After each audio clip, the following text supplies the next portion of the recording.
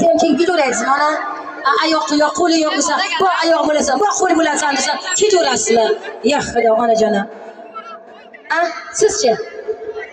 Boyga tegaysizmi? Ha, onajonimga o'ylaydi. Avvalo boylik bilasizmi? Boylik ana nima edi? Umrbodlik emas-ku, bilasizku.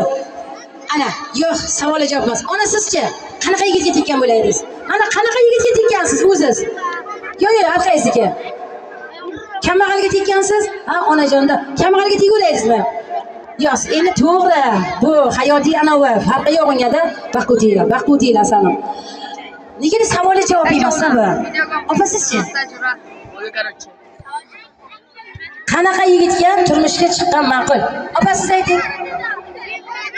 Sevganiga ha o'lib qolaydi opajonimga-da. Ya turmushga chiqqan ekan ayollar sevib ketaveradi. Ayollar sevgisi to'ydan keyin bo'ladi. To'ydan oldingi sevgi ayol sevgi emas. Ana turmushga chiqqanlar bormi? Qo'lini ko'taringlar turmushga chiqqanlar. Siz qanaqasiga chiqqan bo'laysiz? Qanaqasiga chiqqansiz siz? Ayting, qanaqasiga chiqqansiz? Ana. Topolmadinglarmi? Bormi javob? Ayting, keling. Iymonli, insofli. Yo'q, bormi qizim javobing? Qizim. Aniki senga yomon qiziqib qoluvdim ikkitasini topganingga. Chunki men bir yil kelganimga, bir yil ham keluvdim. Agar meni eslagan bo'lsanglar, Rasul Hofiz bilan xizmat qilgan edik, shu savollarimni bergan edim men sizlarga. Ha? Ana. To'g'ri javob. Haqiqatan ham qanaqa yigitga turmushga chiqqan ma'qul? Albatta bo'ydoqqa.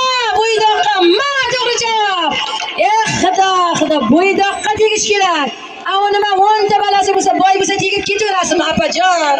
Voy xudojonim, ana to'g'ri javob savol. Ana endi o'ynaymiz, ha? Menga kislorod yetishmayapti-da. Ana nimaga men benzin bilan yuradigan, mashinaga benzin kerak deganda, mita yo menga benzinlik. Bo'lib, onalarimiz ichida raqs